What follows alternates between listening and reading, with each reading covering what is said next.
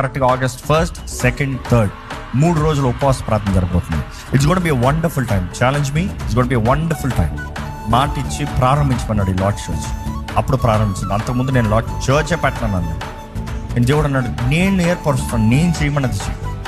So that is where it started. And అక్కడి నుండి ప్రారంభించబడి ప్రతి సంవత్సరం ఎంతో విశ్వాసం ఉంది. కానీ ఈ సంవత్సరం ఏమి ఆశపడ్డామంటే మాకు మాత్రం కాదు, మీకు కూడా, ఇది కూడా చాలా మందికి అవసరం ఉంది ఫర్ బ్రేక్ త్రూ. అండ్ చాలా మంది దిగజారిపోయిన స్థితిలో ఉన్నారు. మళ్ళీ ఒకసారి రివైవ్ అవ్వాలి. Okay, let's decide now. Let's finalise. First వచ్చి 2 to 9 జరగబోతుంది. సెకండ్ ఏమో 4 to 9 జరగబోతుంది. థర్డ్ కూడా 4 to 9 వెళ్ళబోతున్నాం. ఓకే, సాటర్డే ఆఫ్ కాబట్టి 4 to 9.